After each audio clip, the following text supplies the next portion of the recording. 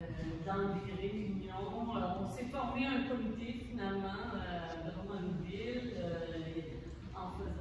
Il y a plusieurs personnes de différentes régions.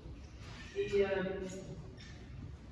là, ben, je me suis dit, ben, je vais organiser une réunion ici pour savoir un peu le goût de qu'est-ce que les gens pensent présentement de qu'est-ce qui se passe.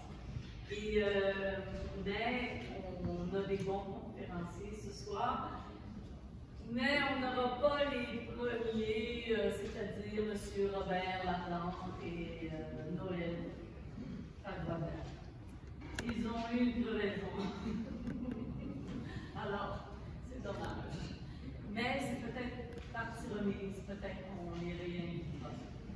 Alors, je passe le micro à ma chère amie.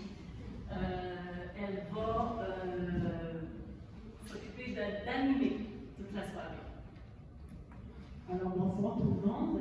Le dernier téléphone qu'on a eu de M. Laplante, c'est pour nous dire qu'il était coincé à Saint-Bruno dans un Canadien Tire en attente de la réparation de son pneu. Alors voilà, nous sommes vraiment désolés. On dirait qu'il y a un petit peu de malchance de notre côté, tempête de neige. Elle a peut-être pas osé venir ce soir, puis là, il nous raison. Mais on va sûrement bien s'organiser de toute façon. Et de toute façon, je voulais aussi vous assurer qu'on pensait terminer à 9h30 au plus tard. Et d'habitude, je suis un peu sévère pour le respect de l'horaire. Et je vais laisser le texte ici comme ça. Je pense que c'est une bonne chose quand on s'engage. Est-ce que vous m'entendez bien d'abord? Oui. Ça va? Parfait. Le son est correct? Parfait. Alors donc, on va abuser de nos deux conférencières et conférenciers. On va commencer par Richard Pelangelier, qui est de Saint-Bonaventure, juriste et sociologue, qui va, comme dans le tract c'est indiqué, mais peut-être qu'il va déborder, je le connais un peu, comment se protéger des impacts négatifs des éoliennes et s'assurer de l'acceptabilité sociale.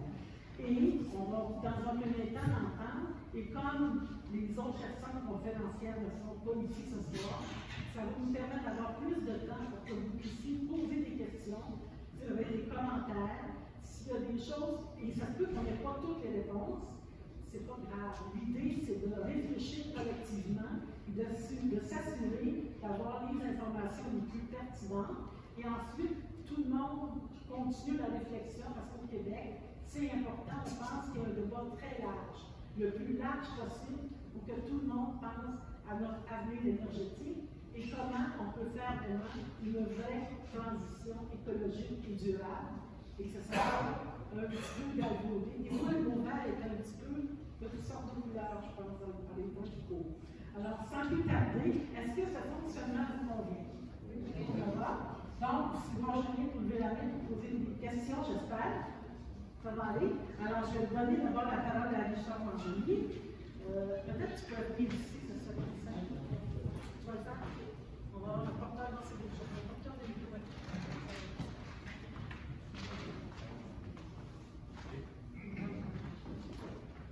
Peut-être je peux parler sans micro. Oui? Non, c'est préférable. OK. Vous m'entendez bien? Oui. OK. Alors, donc, je m'appelle Richard Pelangelier, je suis docteur en droit, sociologue, et je m'intéresse, après la bataille contre les gaz de schiste pour protéger nos sources d'eau potable, on m'a demandé, il y a des élus de Nicolette-Yamaska qui m'ont appelé, puis qui m'ont dit « Viens nous aider, on ne sait plus quoi faire avec ça ». Ça, c'est quoi? C'est le fait que Hydro-Québec, au mois de mars dernier, avait lancé un appel d'offres pour la production de 1500 MW à partir de l'éolien. Et donc, mais qu'est-ce que c'est, comment ça fonctionne ces éoliennes-là? Qu'est-ce qu'il y en est? Est-ce qu'il y a des risques d'associer à ça? Est-ce que ça mène du bruit? Quel impact ça a sur nos terres agricoles? Il y avait donc énormément de questions. Et on a travaillé à essayer d'organiser des assemblées publiques dans Nicolette-Yamaska pour savoir un peu où est-ce qu'on s'en allait. Depuis lors, on a une meilleure idée d'où on s'en va. En fait, le gouvernement veut implanter au Québec 4000 éoliennes. 4000 éoliennes, 1000 en Gaspésie et dans le Bas-Saint-Laurent, et 3000 dans le restant du Québec. Alors, pourquoi on veut faire ça? Ben, c'est qu'on a, semble-t-il, découvert qu'on manquait d'électricité, alors que pendant des années, on nous avait dit qu'on avait des grands surplus. Là, semble-t-il qu'on aurait des manques. On a des manques parce qu'en fait, le gouvernement a un immense projet de réindustrialisation du Québec. Hein? Parce que toutes ces usines-là, que ce soit des usines de batterie ou d'autres usines, ben, c'est pas ça qui va aider en soi à la décarbonation de notre économie. C'est de nouvelles compagnies. Donc, on ajoute, vous savez, il y a eu une présidente d'Hydro-Québec qui a démissionné en disant « Mais moi, je ne veux pas que le Québec devienne le Dolorama de l'Amérique du Nord de l'énergie. » Mais avec M. Fitzgibbon, c'est là qu'on va. C'est-à-dire que ce qu'il nous a dit, M. Fitzgibbon, c'est que j'ai eu des demandes pour 250 projets et j'en ai sélectionné une cinquantaine et j'ai besoin de 30 TWh pour fournir de l'énergie à ces compagnies-là. Alors, c'est un choix politique, c'est un choix économique qui se défend, j'en conviens, mais il reste que pour nous, qu'est-ce que ça veut dire, tout ce projet-là, d'implanter des milliers d'éoliennes en territoire agricole et en territoire habité. Alors, normalement, la personne qui me précède, c'est Claude Charon, qui est un citoyen qui vient de Saint-Ferdinand d'Halifax, et lui, il vit à côté d'un parc éolien. Quand il ouvre la porte chez lui, il y a 19 éoliennes devant lui. Mais l'affaire qui est compliquée dans toute cette évaluation-là, c'est qu'on connaît, nous, des éoliennes. On en a pas trop loin de chez nous ici, dans la MRC Pierre de Sorel, qui est nos voisins. On en a, mais les éoliennes, ils ont 66 mètres. Alors que celles qu'on veut installer maintenant, c'est 205 mètres. Alors, pour vous donner une idée, la place Ville-Marie, ça fait 184 mètres. Donc, c'est plus haut que la place Ville-Marie. Alors, essayez de vous imaginer ce que ça va avoir comme impact dans nos paysages d'avoir 3000 places Ville-Marie. Parce que c'est ça que ça veut dire concrètement. Alors donc, les MRC ont réagi comme ils ont pu, parce qu'en fait, le délai qui avait été donné par Hydro-Québec, c'est un délai de fou, dans le sens que l'appel d'offres est sorti au mois de mars, puis on voulait que tout soit réglé pour le mois de septembre. Alors, tout soit réglé, là, ça veut dire que les élus prennent connaissance du projet, qu'ils consultent des experts éventuellement, parce que le gouvernement a donné une espèce de, si vous voulez, un cheminement que doit suivre une MRC quand elle veut s'engager dans un plan éolien, un parc éolien. Alors, ce plan-là, ce qu'il prévoit, c'est que d'abord, la MRC, elle doit tenter d'évaluer son potentiel éolien. Est-ce qu'il vente? Est-ce qu'il y a des configurations géographiques qui font en sorte qu'on n'y arrive pas? Donc, premier élément, géolocaliser son territoire, voir où sont les meilleurs spots, comme on dirait en bon français, par rapport à l'éolien. Mais après ça, il faut examiner une série de facteurs. Quel serait l'impact sur le paysage? Et là, le gouvernement suggère au MRC d'engager des firmes d'experts, parce que c'est compliqué, voir quel impact. Si vous mettez une éolienne de 200 mètres à côté d'une église, qui mesure, le clocher d'une église mesure habituellement une centaine de pieds, vous ne verrez plus l'église. L'église va être disparue complètement. Alors donc, le paysage, c'est un élément qu'il faut regarder. Il faut regarder aussi la santé de la population. Quels sont les impacts des éoliennes sur la santé? On sait que ça émet des infrasons, que ça peut avoir certains impacts. On sait que ça met du bruit. Généralement, le standard, c'est 40 décibels la nuit. Mais 40 décibels, là, c'est suffisant pour perturber le sommeil. Vous vous souvenez sans doute quand on a mis en fonction le REM, puis que le REM se promenait dans certains quartiers de Montréal, puis que les gens disaient « ça n'a pas de bon sens, C'est faire sur faire, ça mène un train d'enfer. Mais ce train d'enfer-là dont il était question, c'était 40 décibels. Et la santé publique de Montréal a reconnu qu'effectivement, c'était susceptible de perturber le sommeil. Alors, il y a des inconvénients de cette nature-là dont il faut tenir compte. Il y a des inconvénients éventuellement sur la production agricole.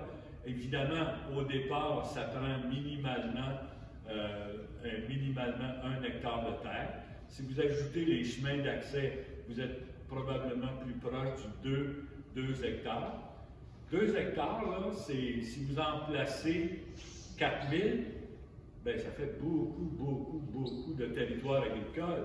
Puis au Québec, on a seulement 2% de notre territoire qui est en agriculture. Alors, c'est pas pour rien que l'Union des producteurs agricoles se prononce très nettement en défaveur d'utiliser. Le directeur général a qualifié ça de projet stupide, imbécile, de prendre des terres agricoles pour faire ça. Donc, il y a un certain nombre d'enjeux. Je vous en ai nommé quelques-uns, il y en a bien d'autres. Il y en a bien d'autres parce que, en fait, comment les compagnies ont procédé? Bien, ils ont procédé exactement comme à l'époque des gaz de schiste. Ils sont allés voir des producteurs agricoles, ils leur ont proposé de leur acheter une partie de leur terre parce que c'est un achat superficiel, c'est pas juste une autorisation ou un contrat, c'est une vente superficielle qui est faite. Donc là, on aura le producteur agricole, le promoteur et Hydro-Québec, avec la possibilité que le promoteur vende à un autre, ce qui fait que, par exemple, le barrage, pour prendre un exemple dans une autre filière, le barrage Théo Bouchard. M. Bouchard, c'est le père fondateur d'Hydro-Québec qui a été fondé le 16 avril 1944. Bien, le barrage qui porte son nom, qui appartenait à la compagnie Énergex, maintenant appartient à une compagnie ontarienne d'électricité. Alors, il se passe là, dans le secteur de l'énergie toutes sortes d'éléments. Les économistes qu'on devait avoir ce soir, mais ceux qui nous ont donné l'adresse courriel, on va vous envoyer le document qu'ils ont produit. Je vous donne tout de suite un scoop. Ça nous a coûté au Québec 6 milliards de dollars de s'embarquer dans l'histoire des éoliennes. Parce que c'est une association entre le secteur privé et l'État et les municipalités. En fait, là, ce qu'on veut dans les projets actuels, c'est que les MRC doivent investir des centaines de millions de dollars. Par exemple, dans Arthabasca, le montant que doit fournir la MRC, c'est 93 millions. Alors, donc, selon la loi, les MRC peuvent financer jusqu'à 50 MW. Alors donc, ce qui se passe, mettons par exemple le plan qu'il y avait dans Nicolette-Yamaska, c'était 400 MW. Alors donc, comme ils pouvaient en financer, puis que le projet était évalué à 1,2 milliard, bien là, à ce moment-là, la MRC de Nicolette-Yamaska, nos voisins de l'autre côté, aurait été obligée d'investir environ 300 millions de dollars. Alors donc, c'est une façon, en quelque part, de ponctionner l'argent du public pour le donner au secteur privé.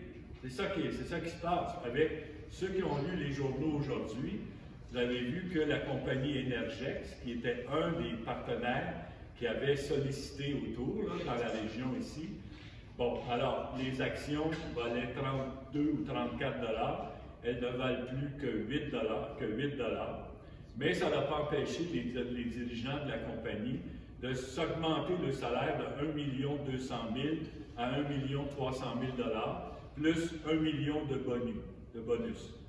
Alors, c'est un milieu assez obscur, assez imprécis, où la démocratie municipale se perd petit à petit, parce que vous savez, la compétence pour la production d'énergie renouvelable, c'est la municipalité locale, c'est la loi sur les compétences municipales qui le prévoit.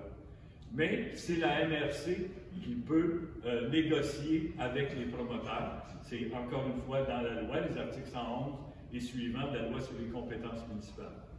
Mais là, généralement, compte tenu qu'il y a beaucoup d'argent, on forme une régie. Alors là, vous avez la démocratie locale Puis déjà, au niveau de la MRC, il n'y a que nos maires et nos mairesses qui y siègent. Et là, il va y avoir seulement quelques-uns de ceux-là qui vont siéger à la régie en cause. Alors, donc, c'est de plus en plus, je dirais, non transparent. Et ça, c'est un autre enjeu démocratique.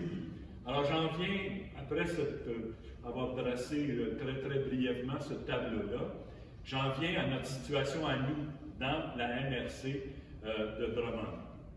Alors, dans la MRC de Drummond, il y a d'abord eu une municipalité, Sainte-Brigitte-des-Sceaux, qui avait décidé d'embarquer dans le projet avec Nicolette Yamaska. Alors, le maire avait effectivement rencontré les promoteurs, il s'était montré d'accord avec les conditions qui étaient imposées et il avait modifié son schéma d'aménagement, son règlement de zonage, si vous voulez, et il avait diffusé dans la municipalité un pamphlet qui malheureusement ne donnait que les aspects positifs, parce qu'il y en a des aspects positifs. La municipalité qui a une éolienne sur son territoire va toucher 6 000 $, 6 267 $ par mégawatt installé. Et les éoliennes qu'on veut installer, ça varie entre 6 et 7,2 mégawatts. Donc, ça peut vouloir dire un revenu qui, au départ, semble intéressant pour les municipalités. Sauf qu'il y a un hic à ça. Oui, c'est payant à court terme, mais la valeur des maisons, particulièrement les maisons qui sont près des parcs éoliens, baisse de 20 à 44 %. Et ça, c'est des décisions judiciaires ontariennes et françaises. C'est exactement le même standard. Alors oui, à court terme, les municipalités reçoivent de l'argent, mais à long terme, si plusieurs maisons se voient dévaluées d'un montant comme ça, bien, à long terme, ça va être beaucoup moins intéressant que ça ne l'est maintenant. Et on verra qu'avec les économistes, quand vous recevez les documents, vous allez voir qu'il y a d'autres enjeux et tout ça. Alors donc, à Drummondville, dans la MRC de Drummond, qu'est-ce qu'on fait?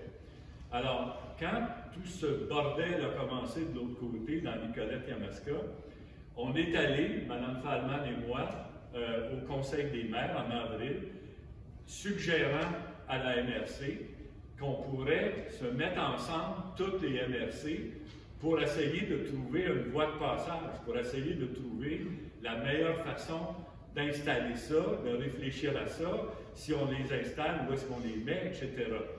Mais à ce moment-là, on nous a dit, non, on n'est pas, pour nous, pour le moment, on n'est pas intéressés. Alors, et effectivement, ce qu'on voyait de l'autre côté, bien, pour le bloc de 1500 MW, bien là, les MRC se chicanaient entre elles.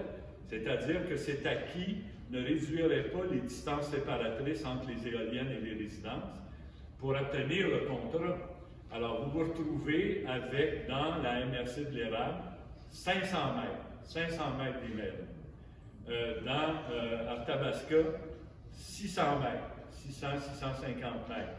Dans Nicolette Yamaska, 800 mètres. Dans Miquinac et Deschenaux, de l'autre côté, parce que de l'autre bord, il y a aussi un autre projet. Quand je vous ai parlé des 4000, ça n'existait pas là-dedans. C'est un projet de former de l'hydrogène vert, c'est-à-dire de casser la molécule d'eau, d'aller chercher l'hydrogène vert, et pour ça, d'avoir 150, 144, nous dit-on, éoliennes, plus un champ solaire, et Hydro-Québec fournirait certains blocs d'énergie, environ 150 MW. Et avec une clause de réserve qui dit que si on est en pic électrique, qu'on en manque d'électricité, on ne lui donnera pas le 150 MW. Mais qu'est-ce qui va se passer à ce moment-là? Bien, c'est nous qui allons l'acheter, cet hydrogène-là, cette électricité-là, qui va être produite. Or, maintenant, on marche avec les marchés continentaux. Alors, quand on achète de l'électricité en période de pointe, l'électricité nous coûte environ de 25 à 35 cents le kilowatt. Alors que dans le bloc qu'on va vendre à cette compagnie-là, qui soit dit en passant, c'est Power Corporation. Power Corporation, là, l'origine de cette corporation-là, c'est qu'avant ça, c'était eux autres qui étaient propriétaires de la Southern Canada Power. Et donc, il y avait 3-4 compagnies. C'est quand, en 62, on les a nationalisés que Power Corporation est venu au monde. Et là, c'est le retour par la porte en arrière de ces gens ces compagnies-là, qui contrôlaient l'électricité au Québec et qui faisaient qu'en Gaspésie, on payait l'électricité 5 fois plus cher qu'à Montréal, puis qu'en Abitibi, on n'était pas sur le même voltage. Alors, c'était ça, les compagnies, ce qu'ils nous faisaient. Pas pour rien qu'on a nationalisé l'électricité, mais là, on est en train de vouloir revenir en arrière avec une possibilité qu'on ait des producteurs privés d'électricité. Alors, c'est ça qui est en cause dans le projet DES Canada, mais c'est peut-être ce qui est en cause dans Bécancour, parce que je vous ai parlé des autres MRC du centre du Québec, mais pas Bécancour. Bécancour, ils n'en ont pas. Il n'y en a pas de projet. Alors, qu'est-ce que ça veut dire? Est-ce qu'on va se retrouver, comme dans le cas de test, avec un parc éolien qui alimenterait directement les compagnies, qui vendraient donc au privé de l'électricité? On va le voir très prochainement, parce que c'est supposé d'être le 11 avril que M. Fitzgibbon va déposer son projet qui modifie la loi d'Hydro-Québec pour permettre une concurrence entre Hydro-Québec et des compagnies privées dans la production et la distribution d'électricité. Mais M. Fitzgibbon a dit non, ils ne pourront pas utiliser les fils d'Hydro-Québec. Mais ça, qu'est-ce que ça veut dire? Ça veut dire qu'il va falloir faire des lignes électriques qui vont prendre encore du territoire agricole pour emmener l'électricité des chêneaux jusqu'à Shawinigan, jusqu'à l'autre bout. Alors donc, je reviens, et là je vous promets que je ne m'écarte plus, on va parler juste de Drummond. OK? Alors donc, dans Drummond, qu'est-ce qui se passe actuellement? Bon, là, au mois d'avril, les élus n'étaient pas intéressés. Maintenant, ils le sont. Ils ont confié à l'UMQ, l'Union des municipalités du Québec, un mandat de les accompagner dans la consultation de la population. Alors évidemment, nous, ça nous a un peu inquiétés parce que l'Union des municipalités du Québec est un chaud partisan de l'éolien. Ceux que ça intéresse, allez sur les documents de la COP 28, vous allez avoir M. Danfous, le président de l'UMQ, qui vante de façon très, très nette l'éolien comme étant la solution d'avenir. Alors, ça, c'est assez inquiétant, mais bon, on a dit, OK, c'est possible. Alors, je vous résume à grands traits le plan de la MRC par rapport à évaluer notre capacité dans Drummond de produire de l'énergie renouvelable. Premièrement, et ça, il faut saluer la volonté des élus dans ce sens-là, on n'examinera pas que l'éolien. On va examiner toutes les façons de produire de l'énergie. Donc, c'est une consultation qui va s'étendre sur un certain nombre de mois. On nous dit au moins jusqu'en septembre ou octobre prochain. Et les différentes étapes de ce plan-là, d'abord de rencontrer les intervenants sociaux, que ce soit la Chambre de commerce, une association comme la nôtre, les élus locaux, enfin, c'est de faire le tour de notre milieu et de consulter les gens pour connaître leur opinion. Ensuite de ça, il y aurait une consultation qui se poursuivrait sur le net, autrement dit sur le réseau, les réseaux sociaux, et donc on nous donnerait probablement, j'imagine, des informations sur lesquelles on nous consulterait. Et ensuite, il y aurait une grande assemblée publique, vraisemblablement à Drummondville, j'imagine, pour examiner un peu, là, pour soumettre les différentes hypothèses. Ça serait, tout ce travail-là, ces étapes-là, serait sous la direction d'un comité d'élus qui comprend Mme Fréchette, la préfète, et quatre autres maires, dont, malheureusement, selon nous, le maire de Sainte-Brigitte-des-Sceaux, qui est déjà un chaud partisan de l'éolien. Alors donc, à partir de cette consultation-là, le comité consultatif rédigerait une espèce de synthèse, de mémoire, et qui serait ensuite déposé au Conseil des maires. Et là, nos élus prendraient les décisions qui s'imposent dans ce contexte-là. Alors, donc, nous, comme je vous disais, on ne peut que féliciter nos élus de vouloir examiner l'ensemble de la filière, pas juste les éoliennes, mais la géothermie, le solaire, l'économie d'énergie. Vous savez, s'il y avait un programme national d'économie d'énergie, où on mettrait juste l'argent qu'on donne aux promoteurs privés, bien, on serait capable d'aller chercher 30 TWh, exactement ce que M. Fitzgibbon cherche comme électricité à produire, mais on aurait un immense avantage, parce d'abord, on améliorerait nos maisons, puis ensuite, on ferait travailler notre monde, parce que c'est ça, vraisemblablement, des producteurs locaux qui vont faire ça. Alors que les éoliennes, ils viennent de Chine ou ils viennent d'ailleurs, on ne sait pas exactement, mais ils ne viennent pas du Québec. Alors, ce n'est pas les éoliennes qui sont produites à Matane ou les pailles qui sont produites à Gaspé, c'est quelque chose qui vient essentiellement de l'étranger. Il y aura peut-être des composantes, là, probablement. Et évidemment, ce qui est compliqué aussi, c'est que des éoliennes de 205 mètres, on ne plante pas ça dans le champ comme un piquet. Là. Hein? Ça prend une base de ciment. Puis cette base de ciment-là, ça prend de 60 à 80 ready-mix, bétonnières. Alors imaginez-vous, là, pendant des semaines et des semaines et des semaines, sur nos rangs de campagne, vont se promener des dizaines, sinon des centaines de camions lourds. Qu'est-ce que vous pensez qui va arriver avec nos chemins de campagne? Alors, évidemment, il y a des dispositions dans le code municipal qui prévoient que quand on brise quelque chose dans une municipalité, on en est responsable, mais ça va être appliqué comment, avec quel délai les municipalités vont pouvoir être remboursées, le cas échéant, etc. Alors donc, on est d'accord, le fait qu'on examine toutes les filières, pas simplement l'éolien, mais en même temps, il faut bien constater que c'est très, très court comme période. Imaginez-vous, là, pour étudier tous ces domaines-là de l'énergie, consulter la population là-dessus et prendre une décision pour le mois de septembre, octobre prochain, c'est quand même rapide. C'est en moins de 6 mois.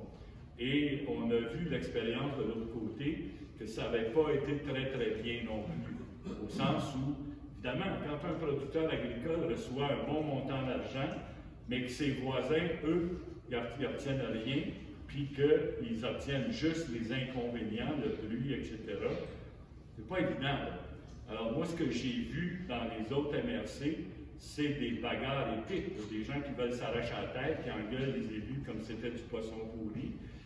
C'est un climat que le président de l'UMQ lui-même a qualifié de fiasco. Alors, c'est peut-être ça un petit peu qui nous inquiète, mais on a d'autres éléments qui nous inquiètent. C'est, premièrement, on a suggéré à ce comité consultatif qu'on dise aux promoteurs, ça ne sert à rien que vous vous promeniez dans nos rangs puis que vous alliez solliciter autant que faire se peut des élus locaux. Hein? Puis là, ce qu'on a vu dans Arthabasca et dans Nicolette-Yamaska, on a vu des municipalités devenir non fonctionnelles parce que 4 des conseillers et conseillères avaient signé avec des promoteurs. Et là, vous vous rendez compte de ce que ça fait? Ça fait que là, on ne sait plus exactement si le conseiller défend son intérêt à lui ou il défend l'intérêt commun. Alors, nous, on a dit, il faut empêcher ça. Il faut que la MRC émette une déclaration comme quoi elle demande aux élus de ne pas signer pour que, justement, dans tout ce processus-là, on puisse continuer d'avoir confiance dans nos élus. Alors, ça, c'est un élément. Un autre élément qu'on a demandé, c'est de s'abstenir d'adopter ce qu'on appelle un règlement de contrôle intérimaire, un RCI. Dans la loi sur l'aménagement et l'urbanisme, il y a des dispositions qui permettent à une MRC de geler une situation. C'est-à-dire quand, par exemple, prenons un exemple abstrait et un peu absurde, là, on apprend, une municipalité apprend qu'une compagnie américaine veut venir enfouir des déchets nucléaires sur notre territoire. On n'a rien dans notre schéma d'aménagement qui l'interdit. À ce moment-là, on adopte un règlement de contrôle intérimaire. Mais le règlement de contrôle intérimaire, ici, il est utilisé comme méthode de gestion d'un parc éolien. Et dans toute l'expérience historique du Québec, dans les différentes dates qu'on a eues, ça a été toujours considéré comme un instrument totalement inadéquat pour gérer un parc éolien. Mais au niveau de la consultation, ce que nous, on pense qui est absolument essentiel, c'est que une fois que le comité consultatif va avoir fait son travail, il va avoir remis son rapport, nous, on pense que ce rapport-là devrait à nouveau faire l'objet d'une consultation publique. Parce que là, on va être consulté, mais ça va être un peu abstrait. Voulez-vous ceci, voulez-vous cela? Est-ce qu'on va avoir toutes les informations adéquates pour prendre une décision? Ça se peut qu'on ne puisse pas le faire. Mais à partir d'un rapport qui nous donne une proposition concrète, bien là, on peut se prononcer. Donc, nous, ce qu'on veut, c'est qu'il y ait des assemblées publiques qui permettent à la population de s'exprimer là-dessus et, à la fin, in fine, comme on dit en droit, bien, ce qu'il faut, c'est qu'on ait des référendums. Parce que, je m'excuse pour les élus qui sont dans la salle, mais à mon avis, aucun des élus qui peut être ici n'a été élu en promettant de modifier entièrement le paysage puis d'entrer des éoliennes. Alors, il faut comprendre que l'acceptabilité sociale, c'est pas juste quand les maires disent oui, c'est quand les populations disent oui. Alors, nous, on souhaite que dans nos municipalités, on organise un référendum quand on aura un plan global. Qu'est-ce qu'on veut, là? Bien, c'est facile, un référendum, on répond par oui, par non. Voulez-vous tel projet? Puis on répond par oui, par non. C'est notre seule façon, à mon avis, démocratique, réellement démocratique, de travailler sur ces questions-là. C'est un élément important parce que si on n'a pas d'acceptabilité sociale, si, au bout de la ligne, c'est juste la chicane qui va se passer dans chacun de nos villages, on n'est pas avancé, là. On n'est pas du tout avancé. Ce que j'ai vu de l'autre côté, c'est loin d'être réjouissant. C'est vraiment très, très, très difficile pour nos élus. Alors donc, oui, on appuie la démarche de la MRC. Moi, j'avais élaboré un règlement municipal qui brasse un peu toutes ces questions-là, qui donnait aussi un délai avec un processus plus détaillé pour consulter la population, mais les municipalités ont décidé de prendre un autre chemin. Ils ont parfaitement le droit, c'est tout à fait démocratique, mais il faut voir que ce chemin-là, dans lequel on nous propose actuellement d'aller, c'est un chemin qui quand même présente des risques très importants. Alors c'est dans ce sens-là que notre comité, puis on invite toutes les personnes qui seraient intéressées à venir réfléchir ou agir avec nous, de le faire. Vous avez sur notre track notre courriel pour nous rejoindre, alors c'est très facile. Et donc, ce qu'on veut nous organiser, c'est en complémentarité avec le plan de la MRC, d'organiser de multiples assemblées publiques dans nos différents villages pour que la population décide véritablement si oui ou non on s'embarque dans cette question-là. Alors, je vais répondre à vos questions si vous avez quelques questions.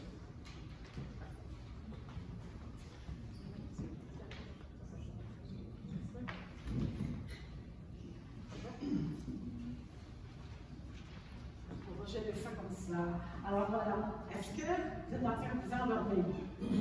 Non? Et je voyais beaucoup d'attention. Vous avez sûrement des questions parce qu'il a livré énormément d'informations. Et moi, je pense que c'est important de partir des questions de la base. S'il y a des termes qui sont utilisés qui ne sont pas clairs, ou si, par exemple, c'est quoi un RCI? Qu'est-ce que ça mange en hiver, surtout quand l'hiver finit plus? Pourquoi c'est important qu'il y ait des référendums? Quand tu parles de l'autre côté, qu'est-ce qui était si terrible de l'autre côté? Je vous propose des questions comme ça parce que je me dis qu'il faut casser la glace. Alors, qui se lance? Oui. Ça tombe bien, je le connais. Joseph, vas-y. Fais le fort ou tu viens ici? à mon sens, qui est original. Est-ce qu'on m'entend? Oui. À mon sens, une grande valeur qu'on a au Québec, notamment, c'est la beauté du paysage. À moyen et à long terme, ça va devenir florissant sur la planète. De façon dont on décrit ce genre de projet-là, si ça commence à pulluler partout, ça va être hors. Fait que dans ce sens-là, je me dis, si tu as une série de ces patentes-là, plus long, mettons, de la vie à Saint-Maurice que je connais bien, ça va être ordinaire dans ta banouche, là. Mais l'autre matin, tu commences à regretter ça, mais ben là, ton chien est mort parce qu'il y en a, c'est une série d'éoliennes tout le long de ces bières-là. Tu ne peux pas revenir facilement en arrière. Il est promoteur de ça, il évite absolument ce genre de glace-là qui est un peu mince. Pour moi, l'esthétique du paysage, c'est quelque chose de rarissime, puis encore plus rare si on se projette plus loin dans l'avenir. Donc, le facteur paysage et agent pour le Joseph. Est-ce que d'autres commentaires, questions? Oui, tu n'as pas fini, excuse-moi. L'autre, c'est le bruit. OK. Parce que les gouvernements, les policiers n'ont pas tendance à vouloir évaluer ça. Mais tu peux devenir ma boule au nombre de décibels que le char nous mentionne. C'est quelque chose, c'est 24/7 comme on dit. C'est pas. C'est tough, là. Tu as terminé? Oui. Oui, madame. Il y a aussi de cette espèce de vague de béton qu'on met dans le sol, là, qui est monstrueuse. J'ai entendu parler d'autres projets où, après les 25 ans de fin de vie d'éolienne, je ne sais pas combien de temps celles-là sont supposées durer, mais on peut se poigner avec ça, parce que ça ne fait pas partie de l'entretien de le sortir. On me dit comme ça, c'est ça, là, le point, c'est que cette espèce de grosse masse de béton qui, d'abord, qui pourrit la terre agricole, et ça, c'est vraiment un problème aussi, là. Parce qu'on me semble que, oui, c'est ça. Mais qu'est-ce qui va se passer avec dans 30 ans? Qui est responsable de ça? Qui est responsable de démonter tout ce, ou pas, ou de renouveler, ou de peu importe. Qu'est-ce qu'on fait après? Parce qu'une fois que ça s'est installé au bout on met ça où après? Très bonne question. Alors, je vais prendre une autre question, puis tu vas prendre. Oui. Donc, ici.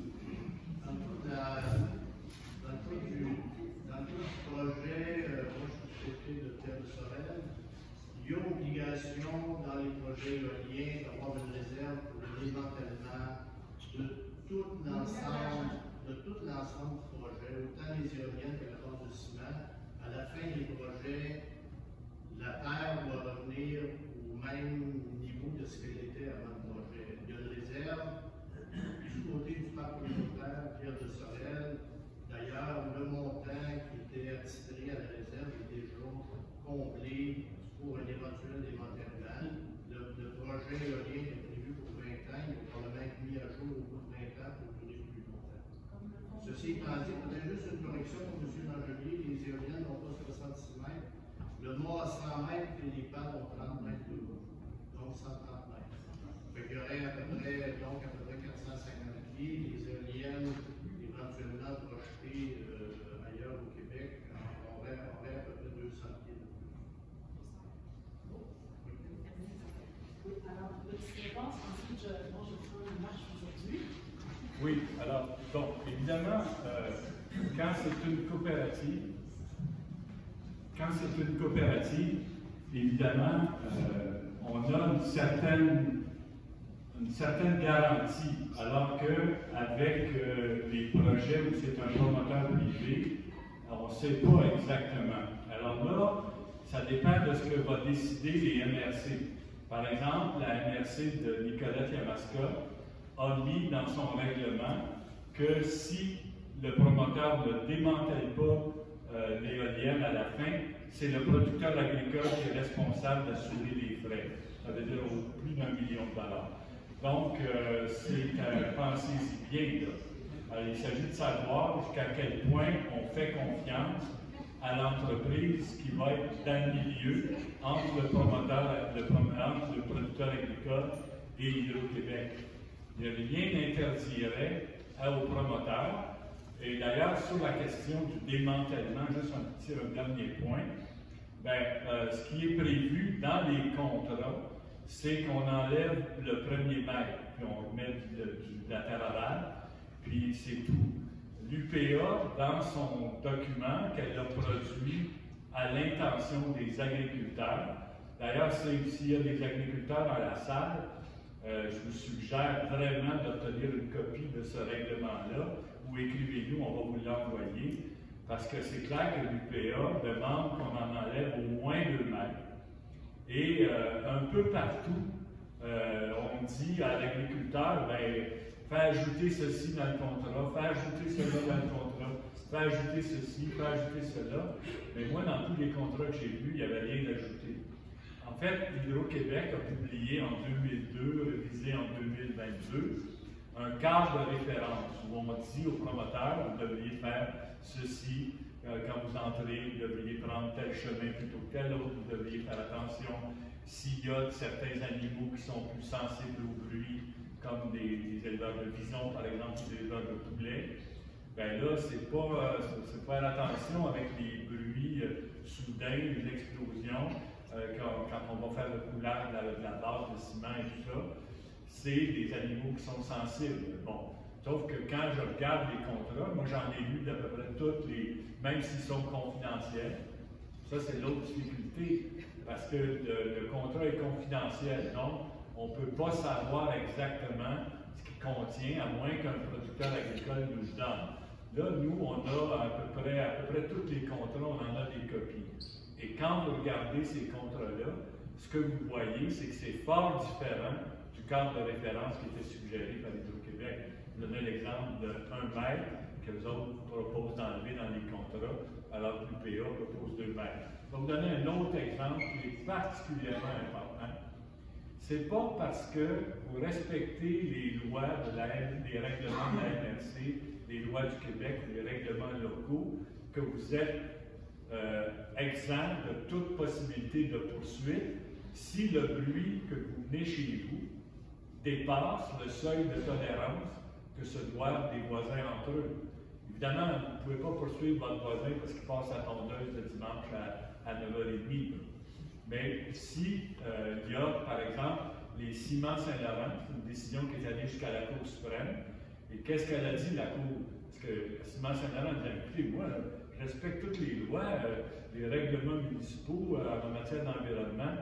La Cour a dit oui, mais vos activités font en sorte que vous dépassez le seuil de tolérance. Alors, l'UPA dit aux agriculteurs, écoutez, là, vous mettez une clause dans le contrat, comme quoi, si jamais vous êtes poursuivi, c'est l'entrepreneur qui va être responsable. Mais j'en ai vu aucune qui avait ça. Alors, c'est un pensez-y bien pour l'agriculteur, parce qu'il y a des pertes de son territoire agricole, il y a la perte de son intégrité, il y a des enjeux sur son troupeau, parce qu'on a vu en France qu'il y a des études qui montrent que la productivité laitière avait diminué lorsqu'il y avait des troupeaux qui étaient près des éoliennes. Enfin, il y a l'effet stroboscopique, l'effet stroboscopique. Vous savez, dans une discothèque avec une boule qui tourne en haut, là, qui fait des lumières, quand vous êtes dans votre cuisine, le soleil est derrière, puis entre les deux, il y a une éolienne qui tourne, vous êtes pareil comme dans une discothèque. Ça ne dure pas toute la journée, mais ça dure un certain temps. Alors, il y a toutes sortes d'événements qu'il faut évaluer comme ça. Je pense que ça fait longtemps qu'il n'a pas été dans une discothèque. Qu'est-ce que vous en pensez? Bon, est-ce que les autres questions, on passerait à la chaîne? Oui. Joli. C'est bien de faire le chemin comme ça en bâtiment. La question est un peu plus égoïste, mais est-ce qu'on sait combien d'éoliennes environ il y aura par municipalité? c'est difficile de répondre à ça parce que, comme je vous dis, on utilise les espaces possibles dans le réseau d'Hydro-Québec. Parce qu'en fait, contrairement au gaz de schiste, mettons, où là, on avait eu 2 bancs, hein, une étude environnementale stratégique, 2 bancs, là, on n'a rien de tout ça. Comment ils procèdent? Ils regardent dans le réseau d'Hydro-Québec, puis est-ce que dans la station de Sainte-Eulalie, par exemple, on pourrait ajouter du courant? Tu sais, quand ça descend des grandes lignes, puis c'est ensuite arrangé pour qu'on ait du 110 ou du 220 chez nous, bien, c'est ça. Là. Donc, quand il y avait un bloc d'espace à Sainte-Eulalie, on faisait un projet d'Hydro-Québec dans cette région-là. S'il y en avait un peu plus loin, s'il y en avait un peu plus loin, s'il y en avait un peu plus loin. En fait, ce qui est absolument dommageable là-dedans, c'est que les municipalités ont conscience des difficultés financières qui leur arrivent à cause des changements climatiques et de l'inflation, et ils ont donc demandé au gouvernement locaux de fournir 2 milliards par année pendant 10 ans. Et le gouvernement a dit non, et il a baissé les impôts. Évidemment, quand on baisse les impôts, tout le monde applaudit, mais ça a conduit les municipalités à être en difficulté financière dans plusieurs cas. Vous avez lu l'Express, vous avez vu qu'il y a une municipalité de notre MRC qui est confrontée à une révolte de ses citoyens parce qu'ils sont obligés d'augmenter. Alors donc, ce qu'on fait, c'est qu'on dit, si vous en voulez de l'argent, c'est simple, prenez des éoliennes. Sauf qu'il va en avoir sur combien de municipalités, je ne pourrais pas vous le dire. Les plans on connaît le plan global d'Hydro-Québec, mais on ne connaît pas les étapes de combien qui vont en lancer. La prochaine appel d'offres qu'on aura éventuellement dans quelques mois, ils vont viser combien de mégawatts, à quel endroit. On ne sait pas. Ça, le plan est malheureusement. Le seul problème, c'est qu'il n'y a pas un vrai débat de société. Est-ce qu'on veut, par exemple, dénationaliser Hydro-Québec? Ce qu'on a gagné là, dans les années 60, est-ce qu'on est prêt à le reperdre en mettant une concurrence entre le public et le privé? C'est toutes ces questions-là qu'on aurait dû devoir pouvoir discuter à l'échelle de la nation. C'est beau. Juste garder Hydro-Québec national en tant qu'étranger. Pardon, je suis peut-être jeune parce que je viens de Belgique, la privatisé tout. L'électricité coûte au minimum 5 fois plus cher qu'au Québec. Au minimum. Et encore en Belgique, on est bien petit. En Grande-Bretagne, c'est minimum 10 à 15 fois plus cher. Alors, c'est intéressant quand on se compare, parce qu'on se console. Alors là, de toute façon, il y a une autre période de questions. Je voulais donner maintenant la parole à Rachel Payan, qui est une conseillère municipale de Saint-Zéphirin de Courval, excusez-moi. Ça fait chier quand même de Courval.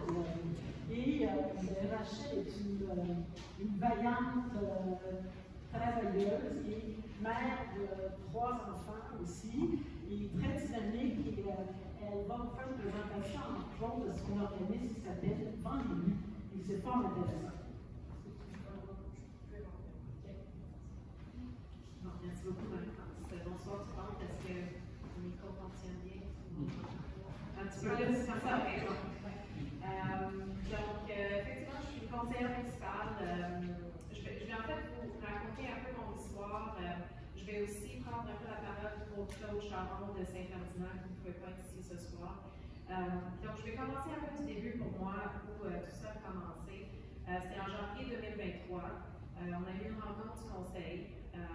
Monsieur le maire nous a sorti un dossier du promoteur Invenergy. Il nous a dit il va y avoir des éoliennes à Saint-Zéphirin. Ma première réaction, c'est ah oui, c'est où qu'on va les mettre, ces éoliennes? Et on m'a dit sur les terres agricoles. Et là, pour moi, ça m'a allumé tout de suite parce que j'ai dit ça se peut pas qu'on va aller mettre des machines industrielles sur nos terres agricoles. Je ne comprenais pas la logique. Après, mes prochaines questions, c'était comment ça se fait qu'il y ait des promoteurs chez nous, d'où sort toute cette histoire-là. Et finalement, je n'ai pas vraiment eu de réponse à mes questions. Donc, moi, je me suis mis tout de suite à faire de la recherche. Et en fait, j'ai rapidement rencontré M. Charon en fouillant sur Internet.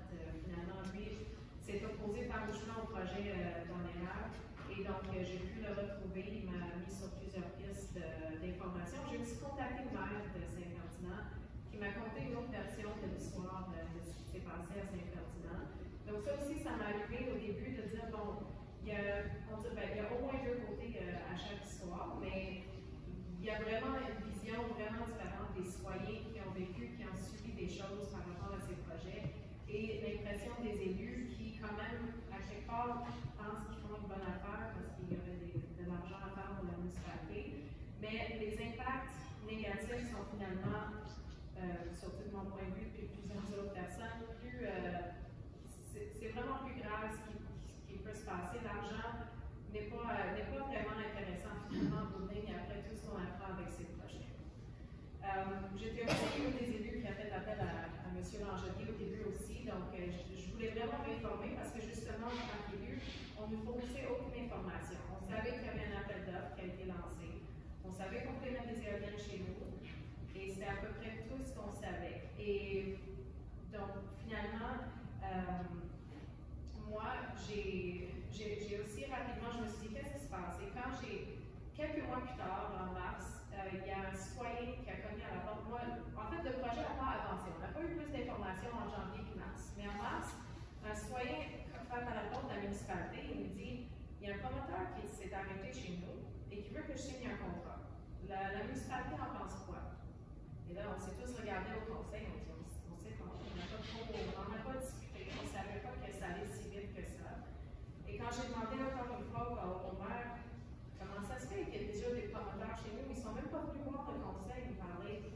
Et il m'a répondu, ben, ça a juste été vite de mal.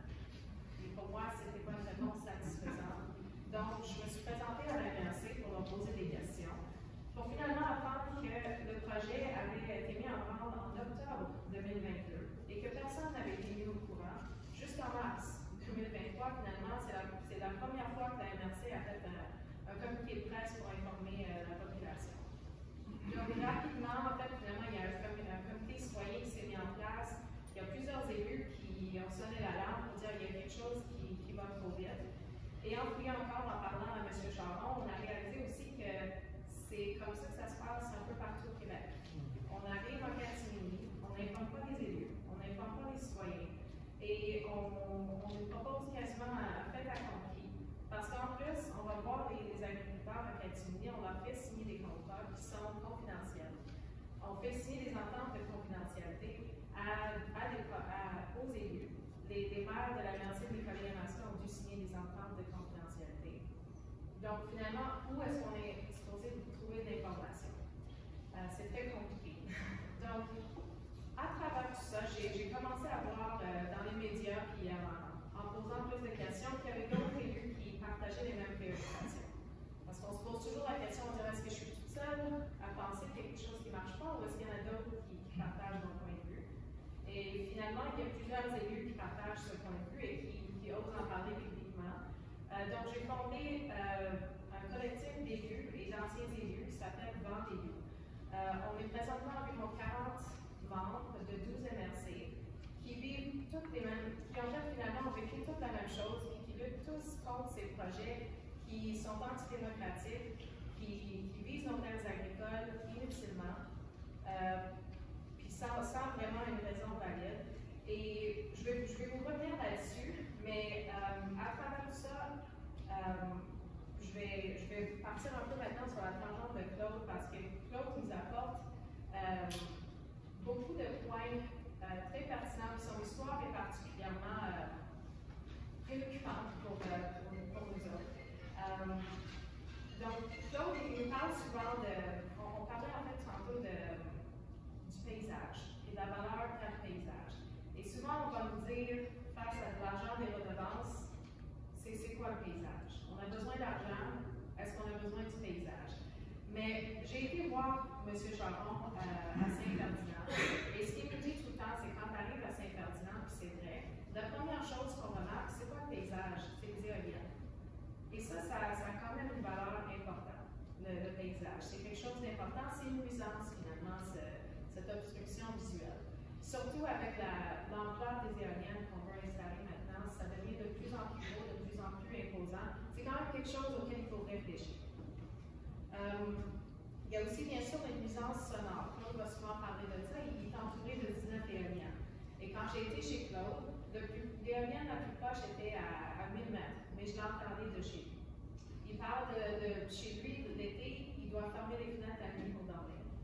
Il y a des personnes, en fait, il y a des personnes qui ne sont pas dérangées par le bruit. Il faut le dire, il y a des gens qui ne sont pas dérangés, mais il y a des personnes qui le sont. Mais ces personnes qui sont dérangées, est-ce qu'on leur a posé la question à savoir s'ils voulaient être dérangés par ce bruit? Souvent, la réponse est non.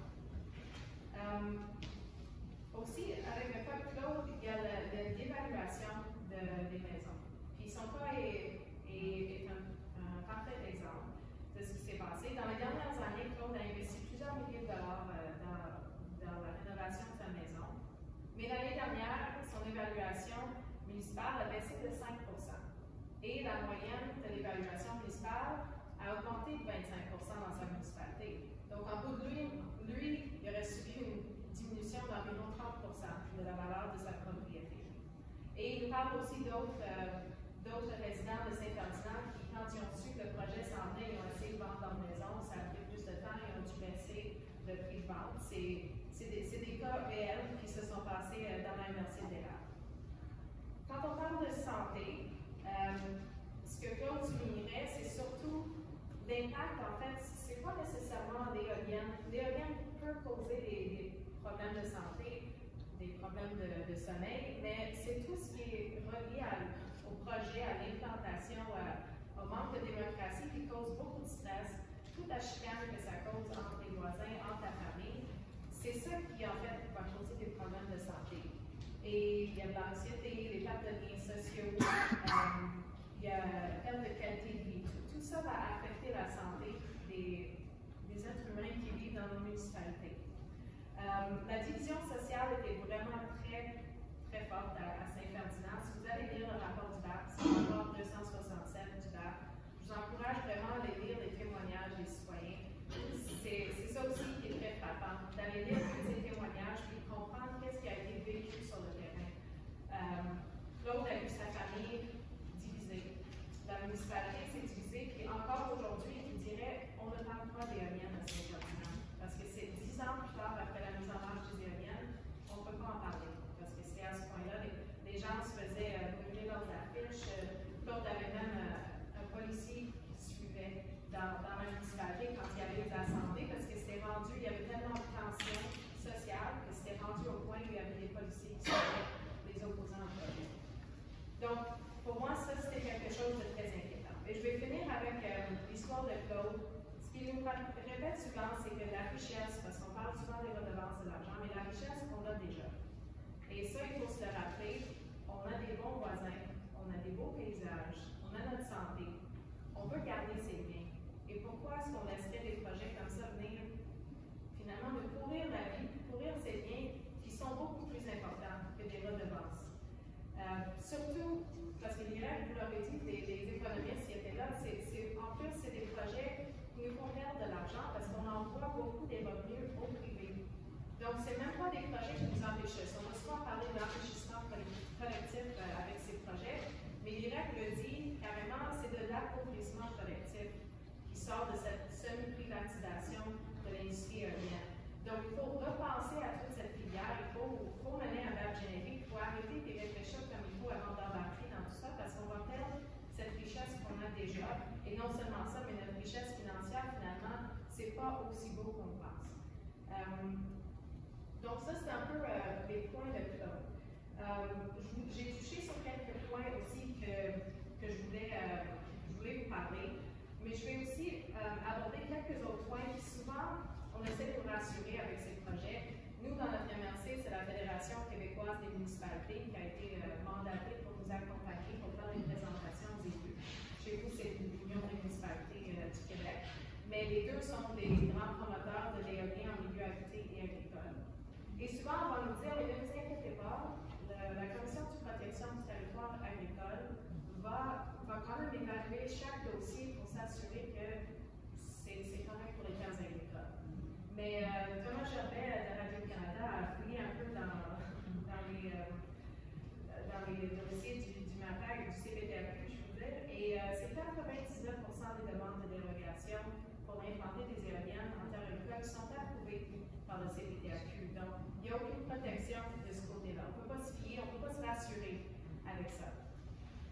On parle souvent des études environnementales aussi qui vont être menées, mais il faut se rappeler que ces études-là sont menées par les promoteurs eux-mêmes. Donc ça aussi, c'est inquiétant parce qu'on sait que les résultats, souvent, dans le projet éolien des Neiges, à Saint-Féréol-des-Neiges, même le gouvernement a contesté les résultats de ces études, disant qu'ils ont omis de l'information, puis on voit ce qui se passe aussi avec Northvolt, c'est pas très rassurant ce genre de rapport. Monsieur Langelier a touché un peu aussi sur la réglementation, puis on parlait aussi de la base des éoliennes, puis la réglementation dans Nicolet-Yamaska, puis dans la majorité des municipalités et des MRC, ce n'est pas d'enlever tout ce qu'il y a sous terre. On laisse enfoui une grande partie du béton. Puis ça, c'est très inquiétant sur les terres agricoles. On veut enfouir du béton. Normalement, le CDTAQ interdit ce genre de pratique sur les terres agricoles, mais pour les éoliennes, c'est correct. Donc, je me pose des questions là-dessus. Puis effectivement, les distances séparatrices aussi, on ne comprend pas pourquoi dans une MRC, ça peut être à 700 mètres, dans l'autre à 800.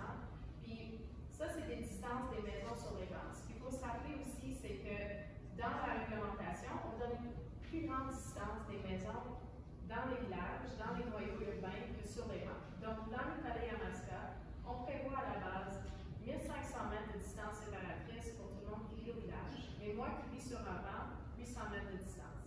Quelle est la différence entre moi, citoyenne qui vit sur le rang, et l'autre citoyen qui vit au village? Est-ce qu'on paye les mêmes taxes? Est-ce qu'on respire le même air? Oui. Donc, ça crée deux classes de citoyens. Et ça a été soulevé partout. Pourquoi cette inéquité entre les citoyens? Ça, c'est une grande préoccupation. Et il n'y a pas de règlement. C'est vraiment à la guise de tous et chacun. On peut choisir qu'est-ce qu'on va mettre comme distance séparatrice, mais ce qui est encore plus inquiétant, mais qu'on nous répond que ce n'est pas vrai à chaque fois, mais les promoteurs vont proposer une distance, et c'est cette distance qu'on va retrouver dans la réglementation. Arthabasca, c'est en fait 700 mètres que Boralex a proposé aux municipalités, et c'est cette distance-là qu'on retrouve dans les règlements.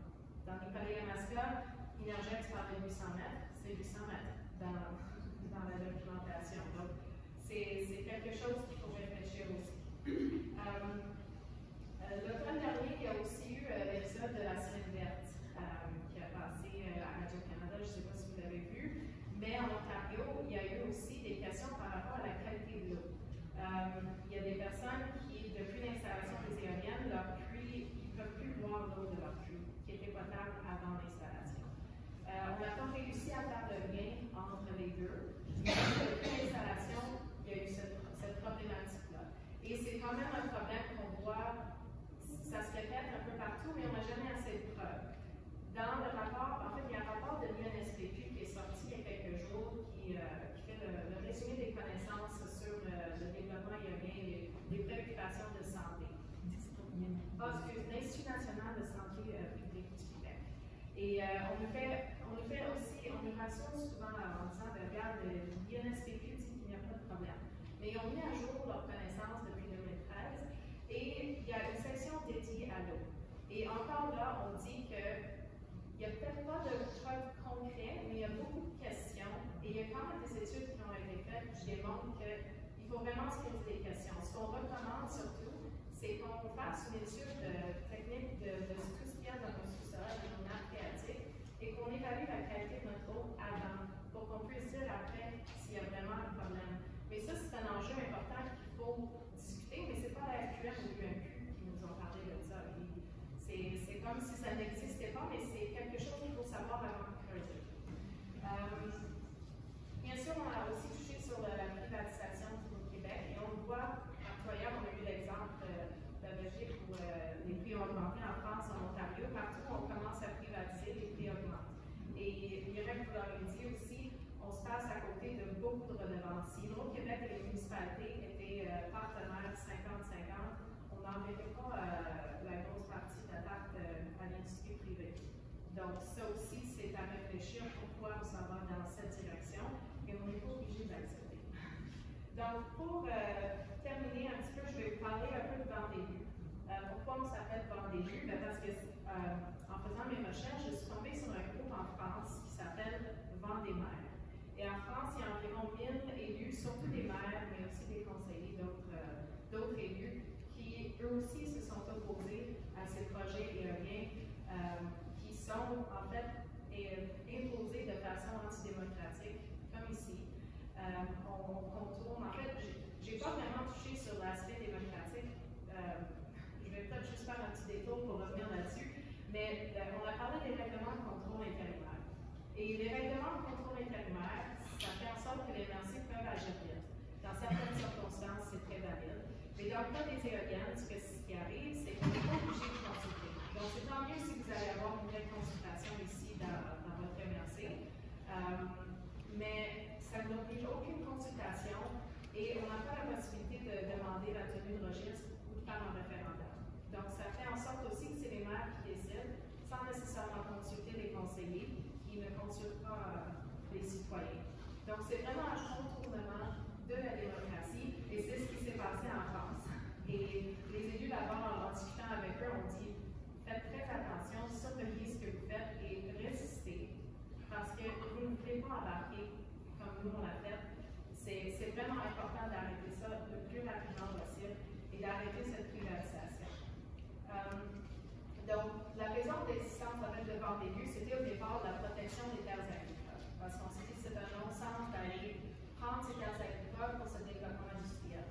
Le président du PM, Martin Caron, va vous le dire aussi souvent, on parle souvent de l'éolienne sur la terre agricole. Mais il n'y a pas juste une éolienne.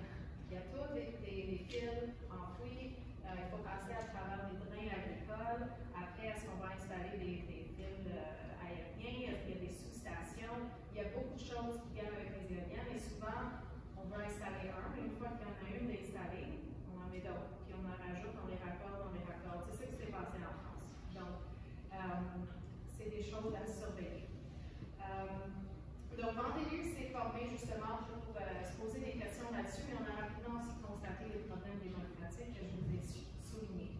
Donc, nous, ce qu'on fait, c'est qu'on essaie de participer à ces assemblées publiques pour parler de notre expérience et d'être présent le plus possible dans le débat public, parce que c'est, en fait, il y a pas, on impose le débat, parce que sans débat public véritable, il faut l'imposer, il faut poser des questions. Et on veut aussi encourager une bonne participation publique dans la démocratie municipale. Parce que c'est important d'aller au conseil, de poser des questions, d'interroger les élus, puis d'apporter de l'information aux élus. Parce que moi, je suis dans une petite municipalité, la majorité de nos municipalités, c'est des petites municipalités, on travaille à temps partiel en tant qu'élu. Donc, on n'a pas des budgets de recherche, on n'a pas des adjoints qui font de la recherche pour nous, et ce n'est pas la RQM ni la UMQ qui va le faire pour nous. Donc, on a besoin de votre aide en tant que citoyen pour nous informer, pour nous apporter vos idées. Et ça prend vraiment un échange entre les élus. Puis, dans les lieux, ce qu'on préconise aussi, c'est vraiment une démocratie participative. C'est pas en imposant des projets sans consulter qu'on va avancer vers une vraie transition énergétique. Ça prend une participation du public, ça prend un dialogue.